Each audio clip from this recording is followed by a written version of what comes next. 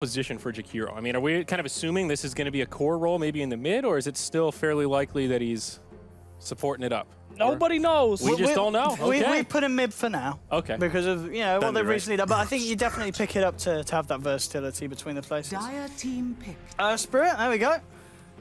All right. Good roamer. Right into a Slardar. Navi's turn to pick. Interesting that they're going to go with the Earth Spirit. A lot of control I from like Mousesports. what Owen said as well, like the Jakiro, he put him mid, but it still could be a support as well. So it's an open-ended draft once again, like we said before. And I really like that coming up from now. And then Slardar coming up from Mousesports. This is I'd guess a 4 Slardar, right? Offlane Beastmaster, 5 Bane, I'd hope. Yeah, sounds like it. A lot of stuns. And now into the Weaver, likely their safe lane. Turn to ban. Yep, for sure. Some more minus armor together with the Slardar. Damn, this is a quick draft, boys. These guys are ready to go. They know what they want. So what do you guys think about Terrorblade right now? Great. What's the problem with Terrorblade? One of the best, I think, had the best win rate at Kiev. Just overall great hero. Mostly. Was he tweaked in this patch? I didn't have his changes written down in my notes. It must have been a minor change if he had one. No changes. No changes. Yeah. All right.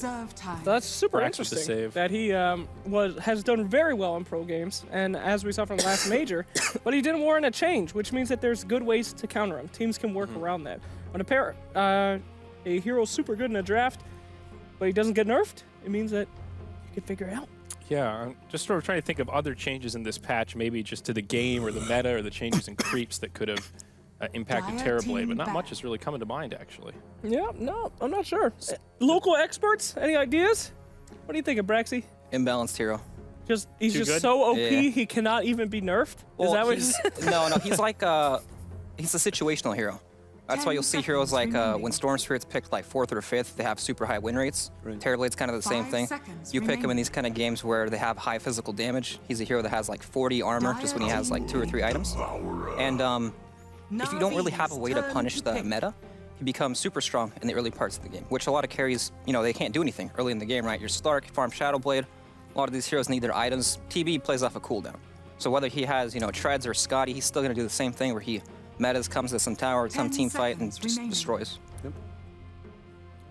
Also, I think it's important, especially with the Jakiro pick with Terrorblade as well, is the pushing power, right? Yeah. Oh, yeah. So you have this push built into a great carry as well. And OD coming out last for Mouse, I think this is to somewhat deal with Terrorblade, the pure damage coming out from the Arcane Orb, as well as the ulti int against Terrorblade is really well.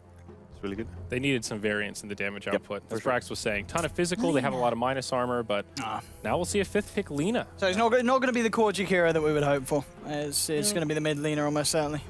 Yep. Looks like it's already been picked up by Dendy. Okay. So time for a quick round of predictions here, boys, before we load into the game.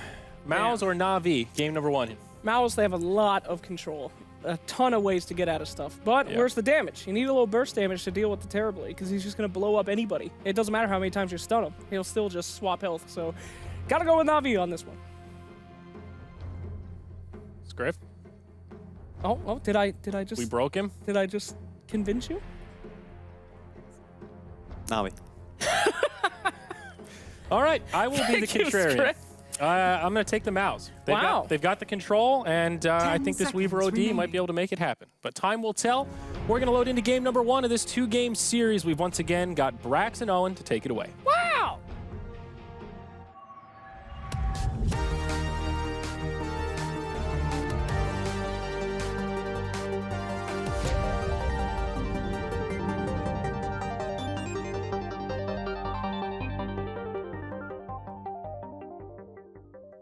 Hello, ladies and gentlemen, and welcome back to joining myself and Brax for the second series of the day. We've got Na'Vi versus Mousesports. The drafts are done, the picks are in. We've heard the panel's opinions. Brax, what are you liking? This matchup, you would have expected to be the closer one of today, but we've already seen, of course, Elements giving us a bit of an upset, and obviously in terms of previous performance, Na'Vi coming in with the upper hand. Do you, as their draft, given them the upper hand here, or have Mouse got something cool under their sleeves? I don't know. It's always hard with Terrorblade in the game, right? Sometimes it feels like he wins the game so quickly, and then some games it feels like, well, he kind of wasted meta. Now he's not very strong. And they do have some tools to deal with him. OD, very, very good. One-shots the illusions all game long. And Terrorblade, not the smartest guy, pretty low int. It's true, yeah. So when he gets Sanities. ulted, he just dies. So it really does depend on the early game in this game, and they do have good heroes to make it happen, especially with the Weaver and the Beastmaster. These are great heroes at pressuring early, so I feel like the early game will pretty much tell the story of this game. I mean, well, what's up with the Beastmaster? I mean, that feels like a hero that a lot of teams don't touch. But is it the fact that, is it what, just the change with shrines that kind of pushing and pressure is easier to execute now in this patch? It's definitely a hero that's like, some teams play with this hero well, and some teams don't play this hero at all. Okay. It's like it's a player thing. Yeah, sometimes they play really well around the Hawk, or sometimes it's just it's a great thank you LD. Sometimes it's great. You know, they can play a lot off the roar, right? There's nothing to reset roar in this game. Some games you play Beastmaster and they have all these different tools, Shallow Grave, and Disruption, just some of these spells that reset the team fight. But in this game, there's nothing. You know, one roar probably gonna kill anyone in this game. Yeah, that's true. I mean, I guess in terms of getting someone off a target, it's a nice cog placement. That's yeah, you're right. That's about it. It could be tricky to stop that sort of single target, and yeah, as you said, with the Beastmaster setup, followed by a lot of physical between the Weaver, Slardart, and OD combination. That's a lot of single target damage. Against cores as well, if you're Na'Vi, you're, I mean, unlikely to build a BKB in the early stages. PyCap may be forced to down the line to help him out against the OD. At least keep the main base hero alive. We'll see what Mouse can do, and already they're looking to get aggressive.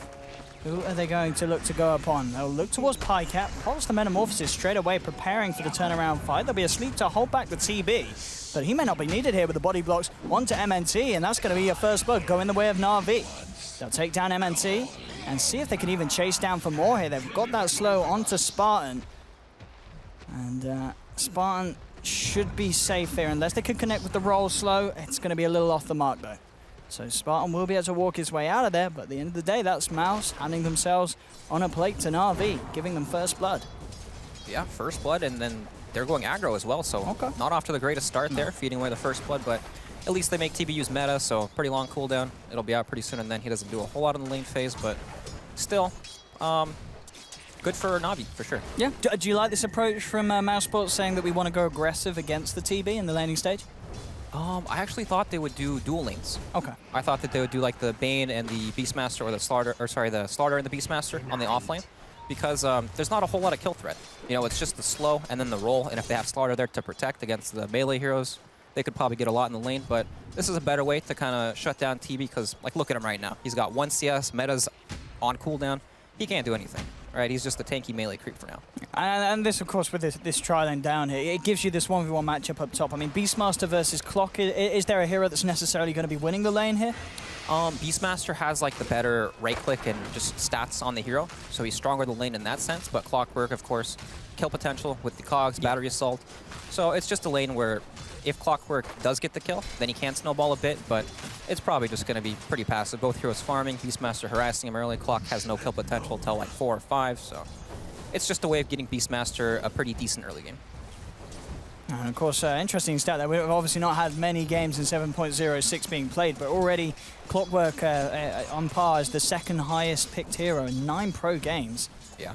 So a lot of people going towards that hero. I mean, what's up with that? Is it just the need to do better in the laning stage, to have that sort of control to really disrupt the farm of the opponent? Yeah, having like so these offlane changes, right? They always tweak these things. So you have the shrines being on cooldown until 5 minutes. Clockwork kind of makes these lanes laneable that most other heroes can't lane. Like Clockwork and Shaker are the big heroes that can go into these unwinnable lanes and get something out of it. And it seems to be quite important right now, because most of these offlaners, they won't get anything if there's a normal trial in here. You know, they'll get the first wave, and then they stack the hard camp, and then they're just sitting there, kind of twiddling their thumbs forever, waiting for something to happen. But Clockwork can do it all himself. Down on the bottom lane, we're seeing PyCat start to get some CS again, and even though he had the slow start, he's keeping on par with Madara, who actually was unable to really kind of race ahead, even with the early pressure that was put onto the TB. So, all in all, these lanes at the bottom ending up pretty even, and surely if you're Mouse and you're running this trial and aggressive, putting that much focus down here, you need to be coming out on top for it to be worth your time, sure.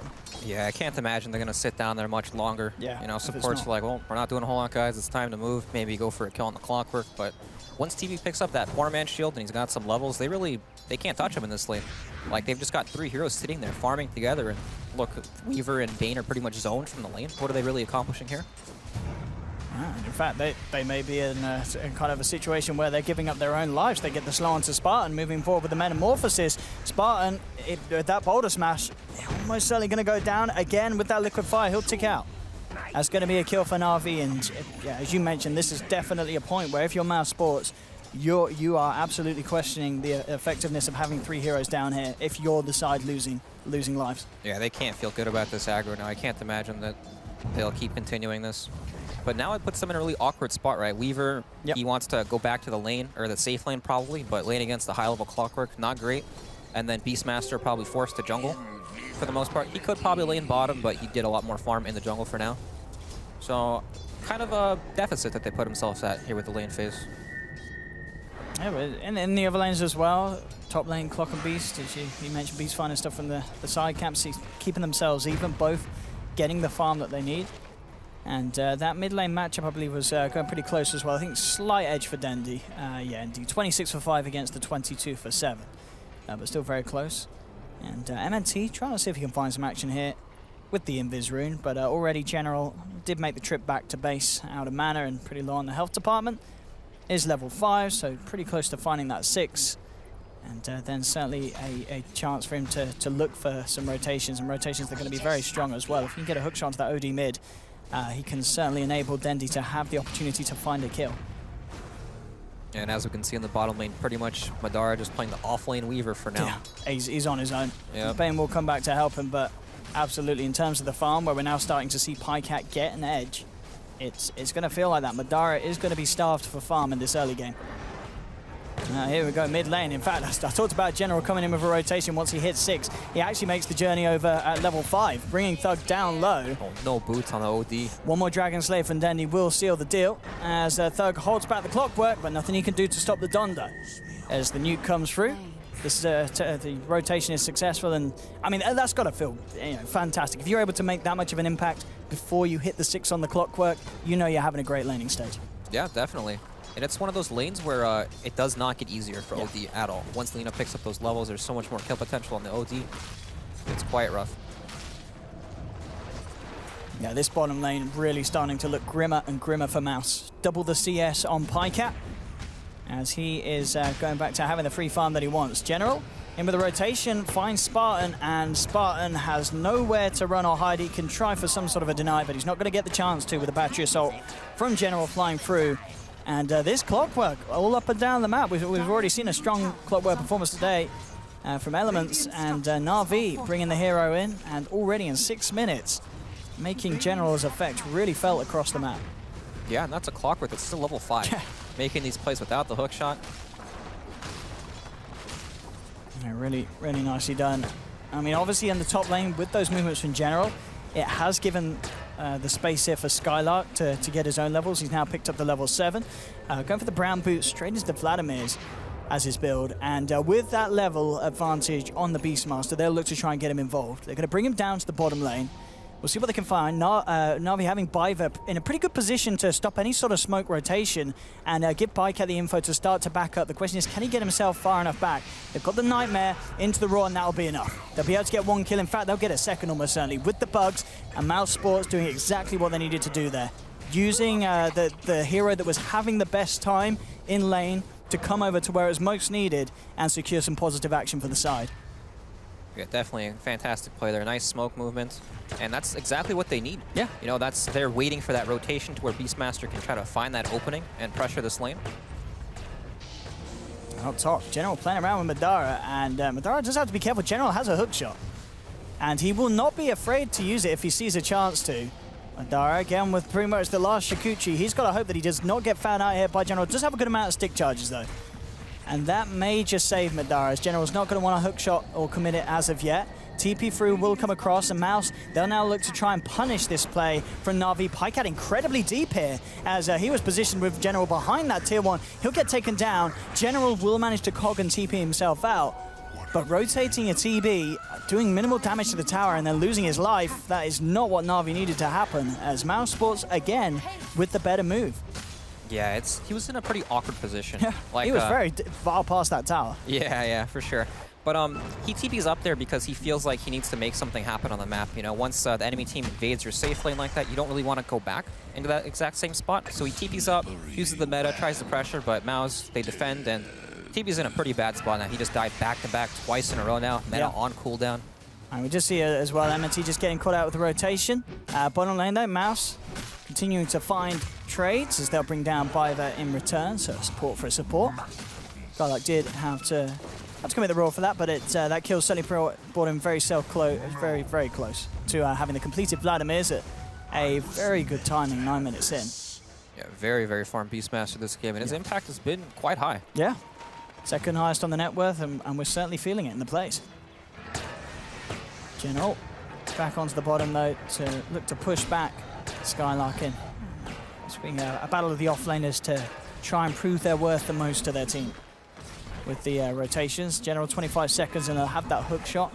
And once that's back up, we'll certainly want to look ready to go. And again, General, with the same build that we're seeing most clocks go, you know, picking up that drums, an item that certainly had its time in the game and has fallen off for a lot of heroes, but Clock definitely one that extra early game tankiness seems to absolutely pay dividends on. Yeah, he can actually use the intelligence part of it pretty well too, because he does definitely need the mana early on in the game. Most heroes didn't really need that mana at all, and drums kind of just fell off, wasn't worth it for the stats, but now we've seen kind of a resurgence here on the Clockwork especially. Mouse, again with the smoke play, last one was incredibly successful. If they find Dendi here, that would be a perfect pick. It looks like Skylar was just close enough to have it dispelled, and they won't head that way. I think they're still kind of confused how that smoke came off of them. Dendi now heading back over towards the bottom lane. They do catch wind of it, but they don't want to chase it down. Instead, they'll use the smoke to move themselves into position, to pressure down this tier 1 in the mid lane as Thug and Skylark push onwards. So Nako's there on the high ground. We'll start to see TPs coming through for Na'Vi. They're bringing in mass numbers. They want to try and fight this, and in they go immediately. Onto Skylark with the boulder smash. General traps him up in the cogs. They'll take down the Beastmaster. Holding the tower, Na'Vi with the successful defense and the space actually on the bottom lane for Pycat to nearly find a tier 1. He'll play it safe though as soon as reaction comes in from Mouse, as MNT will find the crush. Can he play his way out of this? As you say, yet to have that point in the ultimate. Looks like it wasn't needed at the end of the day. The illusions and the metamorphosis enough to force Spartan and MNT back. Send the illusions in, trying to finish off the attack. Really wants to find him. Metamorphosis has worn out. He's really playing on the edge here. No, but he's got the back of a General. He comes across with the hook shot. MNT cutting his way around the tree line to avoid the ultimate there of Biver. There's been a TP in from the Weaver, but Pycat did find the tower, gets himself back out. Skylark pops the roar down onto the clock. With the time lapse back, Madara gets himself in position to help commit for the kill and punish the clock. But Na'Vi, at the end of the day, they do get the tower and they do keep Pycat alive. Yeah, both teams really wanting to defend their towers. We saw an engagement mid lane, and then immediately Na'Vi's pushing the bottom lane with that Terrorblade rolling on the mid. Oh yeah, some really nice initiations for Seneko. And any time you're getting that initial boulder smash, you're almost certainly getting the kill. Thug will buy himself some time here. Dendi a little on the mana, but he's got enough for one with Dragon Slave, and that will be enough to get themselves the kill. Yep, Dendi's been pretty quiet up until that last team fight pretty much, but he's very farmed this game on his Lina. Top of the net worth, and once Lina gets out of control like this, you know, once she gets that early Bloodstone, she really takes over the map sometimes. Yeah, absolutely. Yeah, and again, where they're going to look for constant skirmishes, they're going to be able to rack up those Bloodstone charges pretty quick, but at the same time, they do have to be careful, as we talked about earlier, the lack of save. Dendi still very much vulnerable if Mouse are able to get up and in his face. A lot of that's going to rely on the sort of the blink daggers. I mean, if we look at the slide, MNT, I believe is probably still quite a while away from having any sort of blink dagger on indeed, yet to really start the climb towards it. So there isn't going to be any sort of huge initiation anytime soon. It's mainly just on the chance of getting a Raw or a Nightmare that they're going to rely on. Madara this game on the Weaver, picking up the Midas as well this time round. Definitely a good choice going for the Midas, especially after his slow start. You know, he's going to need something to accelerate his farm and kind of get him back in the game.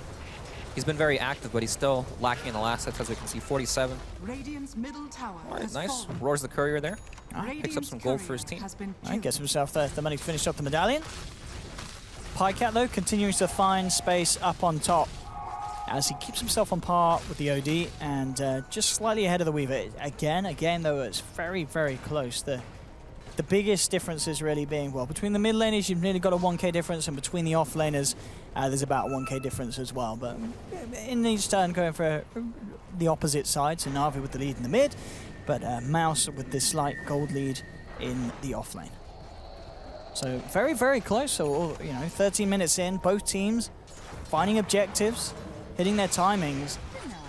It's going to be the close game that we hope for. I mean, the question is who can kind of pull themselves out of this part and get themselves ahead. Is there a certain item do you feel that either side's waiting for before they really try and make a big go? Mouse definitely need to get Blink Dagger somehow on MNT Slaughter. Like, they just need to give him space somewhere, but it's so difficult with this Clockwork just running around. He's not farming any lanes at all, just sitting off the map looking for these kills and pickoffs, so Slaughter really isn't going to have anywhere to farm. He's going to get his gold through team fights and just waiting pretty much, and it's not going to come very quickly at all. Oh, hook shot in, straight in onto the river. They managed to find out MNT. Yeah, the man who was dreaming of a Blink Dagger will be knocked back on his journey again a little bit more. And Madara with that Midas, certainly racking up the gold. Dragon Lance nearly complete. Yeah, at one point Madara was like 6th in net worth. Yeah. Now he's definitely pulling it back. Midas paying off big time. And in a game where, are there any other Midases in play? Well, I hold that thought, because bottom lane, Skylark with the balls and the raw finds himself a solo kill, straight in onto Piver. It's a lot of damage that he can offer with that medallion and such in mid lane. Trying to make a play onto Na'Vi, but a boulder smash from Seneko will hold them back. Cogs drop from General, making it hard for Mouse to move forward, but they have the Nightmare here to surround him, get in position to finish off the kill, and they'll get it. They bring down the Clockwork. Pycat has put the Metamorphosis as they look to try and fight back, but Mouse, they in fact want to try and go for more here. There's no tier 1. Sentry is dropped though, and Mouse will hold back, but they'll be fine with this. They get themselves a kill, and they should be able to work around and wait off the Metamorphosis timing on Pycat. Yeah, that's a big one. That's a double damage Terrorblade with meta as well, that they're able to pretty much disengage from the fight. He's not going to get anything with this at all. Perhaps they'll go for another push on the mid with Clockwork respawning, but even still, meta doesn't have the longest duration now. It's going to be down for a good amount of time. And yeah, anytime you're stopping that push, as you said, every time you have that Metamorphosis up, you want to be finding an objective or a fight. They will come back in onto the tower, but look at Mouse with this wraparound. The three of them coming straight from behind. They've got the Nightmare onto Seneko, trying to hold him back. Pycat has to back up. The Metamorphosis now wearing off. A good ultimate from Piper. They're down the middle, really breaking the fight, allowing them to kill off the Bane. They pop the Raw onto Dendi. MNT moving in position. Dendi has to kill himself. Has the Bloodstone Suicide to get himself out of there. Na'Vi still finding the kills. They've picked themselves up a second. Silence from Seneko, forcing MNT to get himself back up to the high ground. So Na'Vi do lose the Lina, but they get the tower. They take 2 kills. And it's going to be painful for Dendi's Bloodstone charges, as I believe that came very shortly after he picked the Bloodstone up. Yeah, unfortunately he loses the charges there, but they still pretty much win that fight. Yeah. Without meta, it ran out at the end there. He pretty much didn't right-click anyone with it, but it was a good idea from Mouse. They want to take this fight still. They came in from the back, got the flank off. Unfortunately, the bugs from Weaver woke up the Earth Spirit when he got slept, so it didn't really do a whole lot. Perhaps they could have done that slightly better to perhaps win the fight, but it still wasn't that bad, right? It was like 2 kills, and Lina still died, so she loses Bloodstone charges. And anything like this where Slaughter doesn't die helps him get a little bit closer to that Blink Dagger. Oh, it really does, yeah. 1,500 gold. That's a huge jump up from the position he was in a couple of minutes ago. So that's great news for MNT. Even more fantastic news for Mouse if they are able to find Roshan. They're into the pit. They've got some great heroes for doing this, Roche, but Na'Vi, they have good ways to scout it too. Rocket, very scary. Yeah, Mouse are really respecting that as well. General would have loved to go there, had an arcane rune in his pocket as well. And they back off. Mouse, they smoke up, and they are going to look for potentially a wraparound pick-off before heading back into the pit. We'll see how much of a wraparound they go for, as they see Dendi in the mid lane, and indeed already you can see the long wraparound coming in from the Bane. Top lane, Madara continuing to farm. It really is just up to Spartan and Skylark to set something up in the middle. They're being careful about it though. Dendi close to having the money for boots to travel on top of the Bloodstone, and now it's going to be Na'Vi themselves going for the smoke. But I believe with that observer ward from Mouse on the high ground, they should have seen that. I think so. I think it clipped, yeah, just the angle down there. I believe it would have got Dendi. So they know what's up. And Na'Vi are going to be making moves towards Madara. Madara, he really should just make a beeline straight back to base. As, well, he's not going to get the chance to here with this silence. That lockdown, he's gone. Maybe didn't quite realize that smoke was going to be heading straight for him, as they... Pretty sure they should have had eyes on that. Yeah, even if they didn't see the smoke, they're pretty obvious when everyone's gone. Yeah, exactly. When they had eyes on them the entire time. But now comes the push. We got Terrorblade, even Lina, great at pushing. Jakiro with the liquid fire. These towers drop so fast if they can get pickoffs like that. And all of a sudden, now it's Roshan looks pretty difficult for Mouse. Yeah. Right. They need that tier 2 tower to kind of secure their jungle area. They do still have the shrine, which can't be taken out until the tier 3s are done. But now it's harder for them to do anything in that area of the map. By that. Be a little careful with Skylark here in the neighborhood. Skylark now with the completed solar crest. So continuing to amp up that solo damage he can do when he gets the roar off. And there's the blink. There's the item that we've been waiting for from Mouse. And at the same time, in fact, blink finished on the OD. Yeah, so double blinks picked up. This is go time from them now. Great initiation, great save potential as well. It is certainly all there. But at the same time, quite a crucial item for Dendi as well. It's where they can offer a bit of an answer to these initiations if it's on someone other than Dendi. Dendi can get himself TP'd over and look to try and react to the plays of Mouse. And Madara with his build, of course, looking for the Maelstrom. Absolutely crucial against the TB. You know, magical damage and having those bounces for the illusions. It just goes hand in hand. Is why that's such a great pickup against the Terrorblade. Na'Vi looking for plays here. Oh, blocks with the boar. Nice play. But they see Beastmaster pushing in this bottom lane, and that's how Mouse have been playing the whole game. They're playing off this Beastmaster side lane pressure, so they kind of know Dendi's up in the top lane, pushing it out. Nothing's really happening to him, so he's pretty much confident that they're in that area. Rocket Flare, of course, scouts out the starter, confirming that. And the split push is very hard to deal with if you can't get these lanes out far enough. OD, not a great hero pushing these lanes. Weaver also not the fastest lane pusher. It's pretty much Beastmaster that has the strongest lane pushing power. But if Terrorblade's in the area, he also can't push it back. Middle lane again. Seneko. He's been having a pretty good game here on the Earthspirit. I say pretty good. He's 1-0-11. A lot of kills happening because of his setup with the Earthspirit plate. And that was another one to add to the list. Good silence, and of course, at this stage of the game, a lack of BKBs on Mouse's cores means that the Earthspirit incredibly potent. And that one kill there, pretty much setting up Na'Vi for a pretty solid Roshan attempt. Down to half health, Mousesports. They are kind of in the neighborhood, but it doesn't look like they're going to come in for anything, and this should be a freebie for Na'Vi, as they'll pick up Roche, grab it onto Pycat, and Mouse don't have an answer. That's got to feel so bad for Mouse. They have 3 different Roshan killing heroes, right? They have the Beetles from Weaver, Beastmaster's great. Oh no, MNT's in some dangerous position. The Courier Duke's there, and he'll try for the TP out. He has to cancel it. He knows Dendi's got a light strike. And he'll try and play his way around. We'll have a blink again in a second.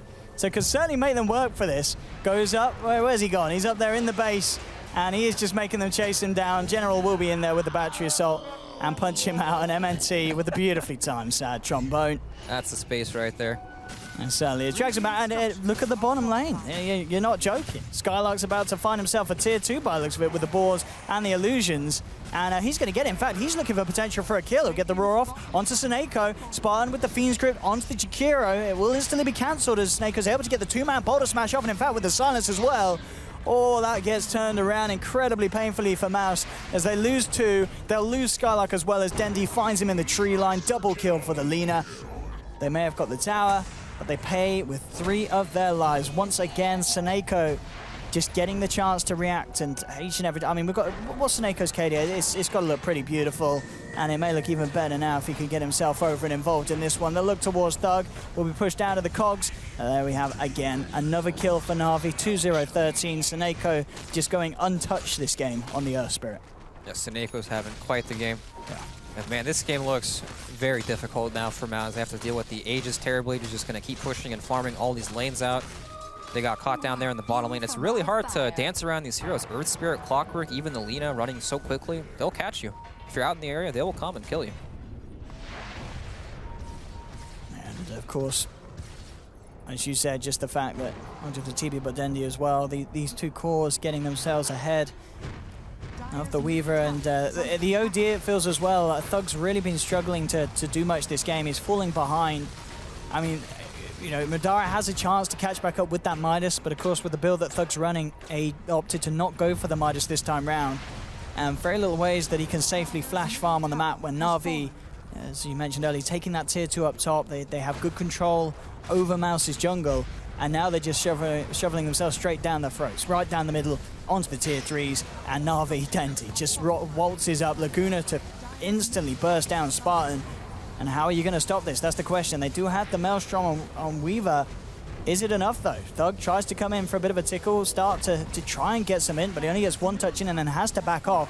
And Pycat, he just sits there. The reflection's out, making sure that MNT doesn't have any sort of a chance to jump in with a blink. They'll try for an initiation on the back as Skylark comes in with a roar, but there's no follow-up. There's a defensive Astral, but at the end of the day, that may cost Thug's life. General wraps around, finds the hook shot. Skylark's going to be the first to fall as Na'Vi, they clean up the racks in the middle lane, get themselves a kill, and it feels like there's very little Mouse can do to stop it. Man, this Lina hero is still so strong in all these games. Farms ridiculously fast, hits from sniper level range pretty much.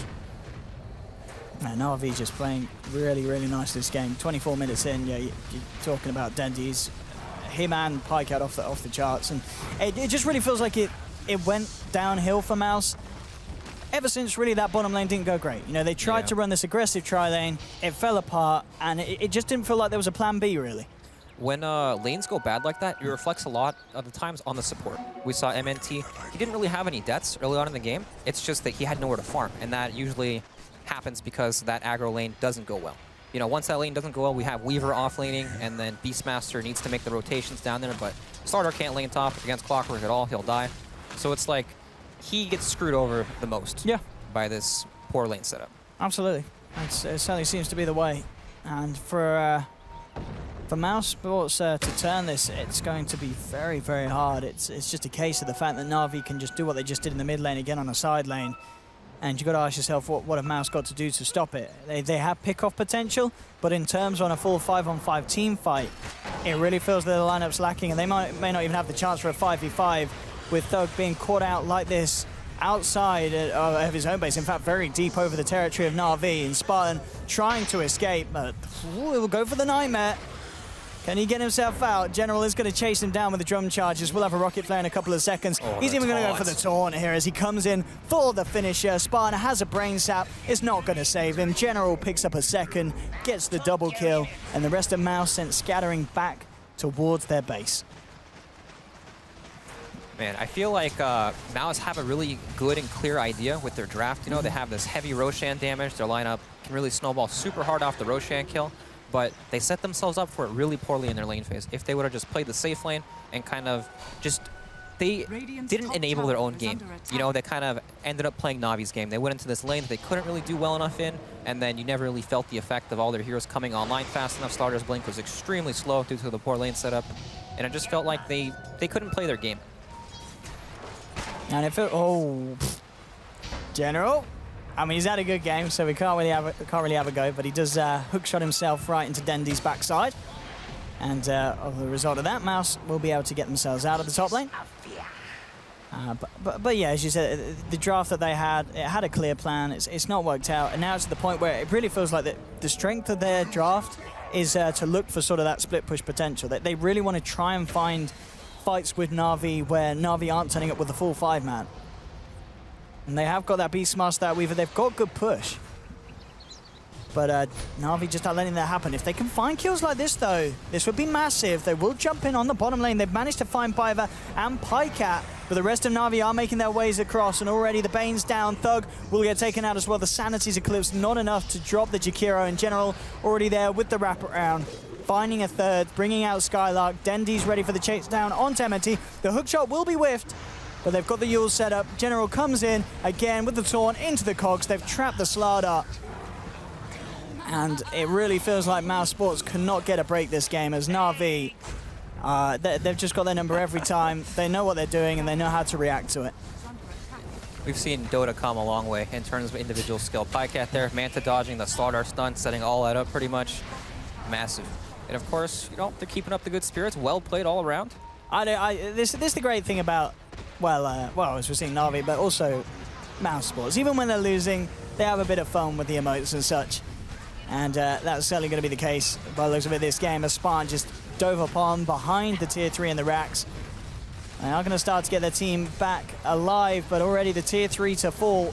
Na'Vi putting pressure onto the second set of racks on this bottom lane.